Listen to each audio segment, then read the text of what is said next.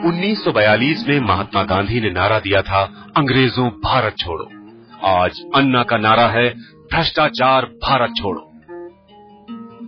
मुहिम और मकसद इतना बड़ा है, आखिर कहां से मिलती है अन्ना को इतनी शक्ति? कहां से मिलता है अन्ना को अपने अनशन के लिए इतना आत्मबल? अन्ना के दिन की शुरुआत हर रोज सुबह 5 बजे से होती है। बगैर योग और व्यायाम किए अन्ना अन्न को हाथ नहीं लगाते और खान पान भी बिल्कुल संयमित तरीके से। व्यायाम करता हूँ और खान पान पर कंट्रोल किया है, कुछ भी खाना नहीं।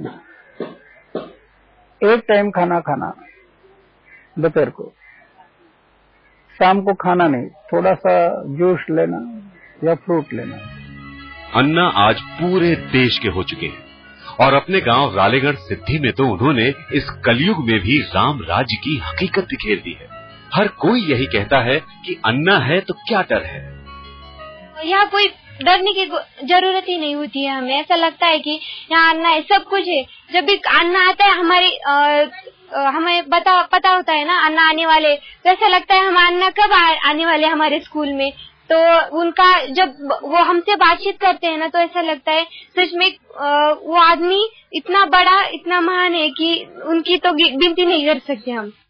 पिछले 35 सालों से इस मंदिर के छोटे से कमरे में रहकर अन्ना ने इस गांव के उद्धार के लिए अथक परिश्रम किए हैं और शायद इसीलिए गांव अन्ना का आदर करता है, उनसे प्यार करता है।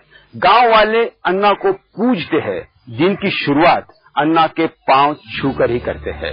अन्ना को कोई आज का गांधी कहता है तो कोई रालेगढ़ का संत। स्वामी विवेकानंद की किताब पढ़कर जो प्रेरणा अन्ना को मिली थी, उनका इरादा अटल हो चुका था। एक परिवार नहीं, सारा भारत है उनका परिवार, और यहीं से शुरू हुआ अन्ना का संग्राम। जीऊंगा तो सिर्फ इस समाज के लिए, इस देश के लिए।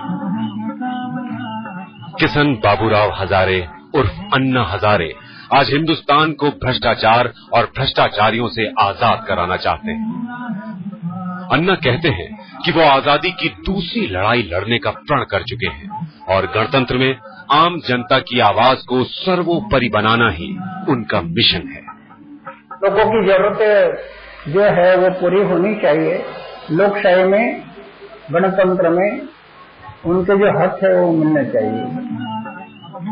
देखा आपने कैसे अहमदनगर के छोटे से गांव में पैदा हुआ किशन बाबूराव हजारे बन गया जन गण के मन की आवाज, जिसकी मंजिल और मकसद में हिंदुस्तान का जनमानस शायद अपना बेहतर और सुनहरा भविष्य देख रहा है।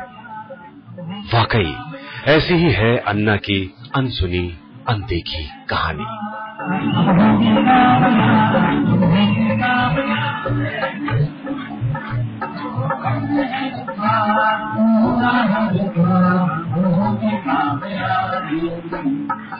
Okay.